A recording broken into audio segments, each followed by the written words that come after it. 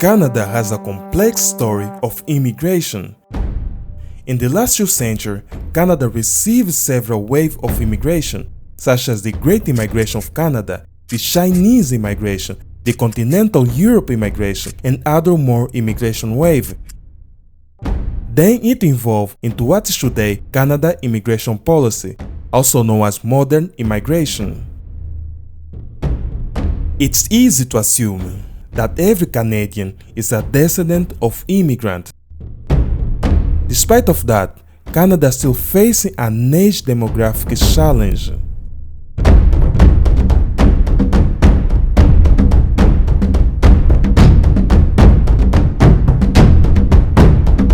It's estimated that more than 9 million baby boomers are set to retire over the next decade. That's a quarter of the population that will be leaving the workforce. If this problem is not addressed properly and promptly, it could create a potential labor shortage, increase the healthcare costs, overburden the patient payment, and halt the world economy. To mitigate this problem, the Canadian government decided to welcome more immigrants into their territory. We aim to welcome 401,000 permanent residents in 2021, 411,000 in 2022, and 421,000 in 2023.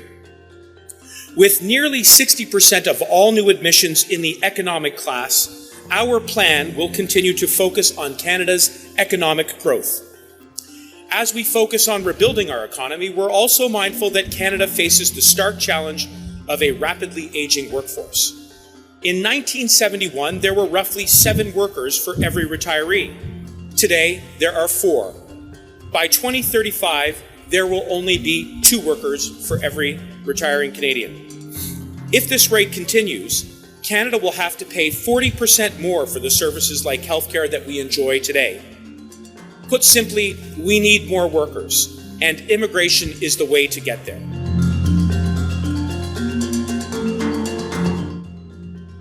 Without immigration over the past 15 years, Canada would have aged on similar trajectory as 1990 Japan, and we will become a very old country. That's a very expensive proposition. Instead, Canada is one of the younger countries in the G7.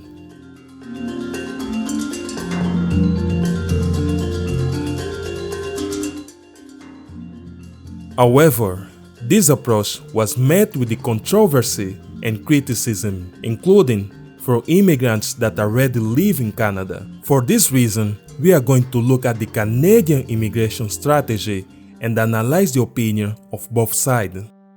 Before we carry on, please subscribe to this channel and give your feedback. We are trying to make unbiased content without a political agenda behind it. So, your contribution has a real impact on the growth of this channel. Let's start with the basic, the economic cost of a retired person.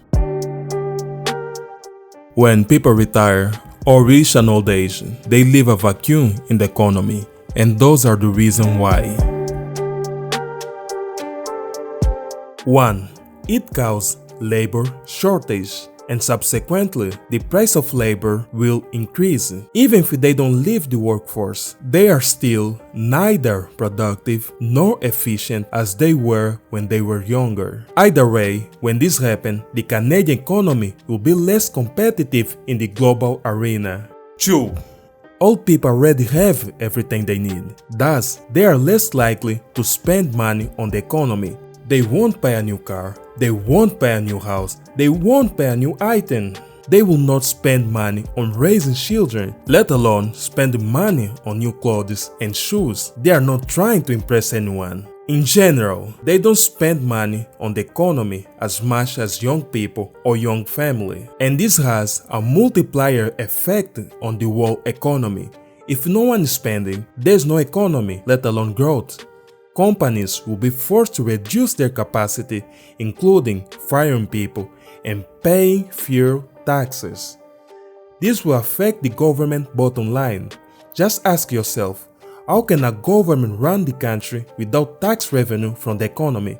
Sheer on top, the retired population require a great deal of care, and the government has to provide the service and the amenity for this old demographic, which leads us to our next point.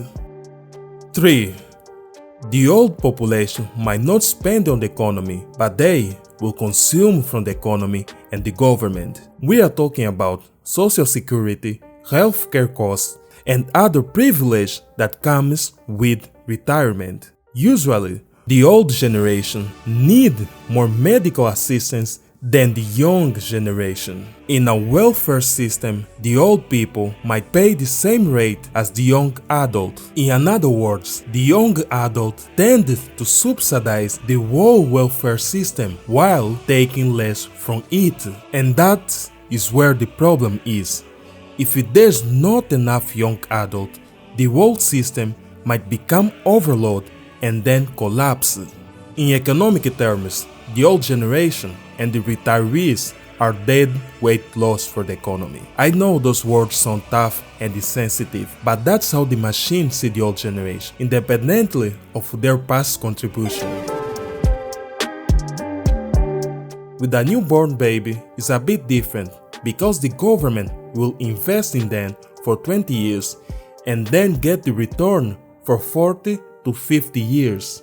So that's the difference between the old generation and the babies. From the baby, there's a potential to collect something in return, but for the old people, there's nothing to collect, just to give.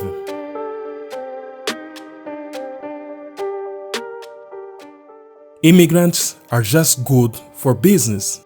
People who immigrate tend to be driven and natural entrepreneurs. Otherwise, they will just stay at their home country. Just look at the Fortune 500 in the United States of America, the big brother. Most of them were founded or confounded by immigrant or first-generation America. However, not all immigrants are good immigrants, but the reality is the societies that were open to immigration and knowledge transfer developed much faster than the societies that practice closed-border policies. A Statistic Canada report published, companies owned by immigrants were 8.6% more likely to implement a product innovation than a company managed by Canadian-born individuals, and 20.1% more likely to implement innovative processes.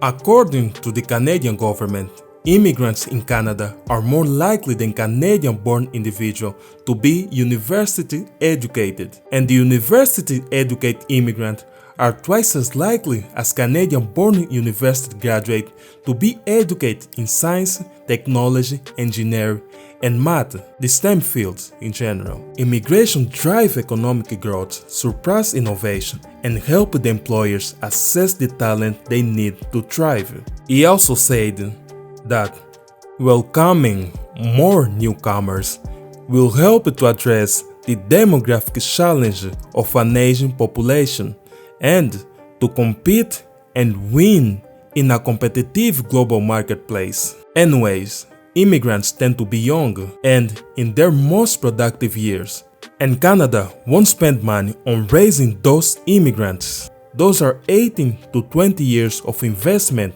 that someone already made, and Canada just have to collect the dividend for at least 40 years.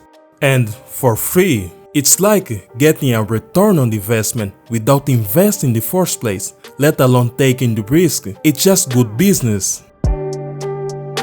Universities. As someone who wanted to study in the West, I noticed that my fee would be like 4 times higher than the local student. Basically, I will be paying for my education and subsidize 3 other students at the same time. It's estimated that foreign students in Canada pay triple the fee compared to domestic students. Also, they spend on the local economy, and during their study, international students can apply for a work permit, and after completing their studies, they can apply to stay in Canada. I cannot deny, this is just good business. If we look well, Canada is the one benefit the most from international students because international students are the ones spending, including subsidizing Canadian students. In the end, Canada still get the full benefit of having an educated adult at zero cost. The only loser here is the home countries of those international students. What a bunch of losers. It's not Canada's fault that those countries didn't appreciate the youth and talent of those international students. Negative. In economic terms, this approach makes sense, but the critics say that the Canadian government should pay attention to its citizens and residents as well. This includes making it easy for them to raise children in Canada. Right now, the cost of raising a child in Canada is $10,000 to $15,000 a year. That's until the age of 18. That's actually a big expense, especially if you take in consideration the average income and the cost of living. The data show that the average income in Canada is $52,600 per year, and the cost of living for a single person it is almost $32,800 a year. And for a family of four, it might cost $61,896 a year. Those figures might change across the country, but in general, raising multiple children in Canada is just not feasible for most people. The immigrants that are already in Canada also have a different opinion about this whole immigration program. One of the main complaints is the lack of honesty on those immigration programs. For example, if you intend to immigrate to Canada, you will need to meet a lot of requirements such as language, education, and experience. But what they don't tell you or mention, it is that you will need Canadian experience. You know, your experience in the past doesn't matter. What they want is Canadian experience. So, you cannot get a job because you don't have Canadian experience. And you don't have a Canadian experience because you cannot get a job. It's like the chicken and the egg. Carry on. And also they don't mention that your education, that one that they ask you to show or to have, is not worth that much in Canada. Your education is worth as much as garbage, and most likely you have to go to university again, even though you already have the education and the track record. So it's kinda weird.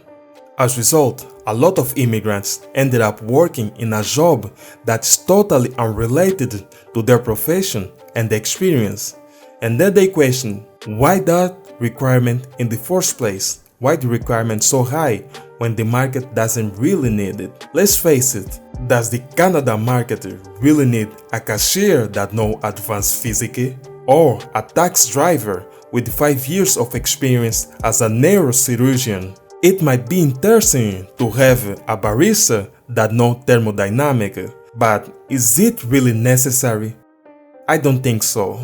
Anyway, thanks for staying, and give your feedback. There could be more information in this video, such as Canada brain drain, because a lot of Canadians move abroad for better opportunity. Not only Canadian, also resident. They move to countries like US, the big brother. Or that Canada needs to fill its vast territory, in particular in the areas that are melting. But those are topics for another video.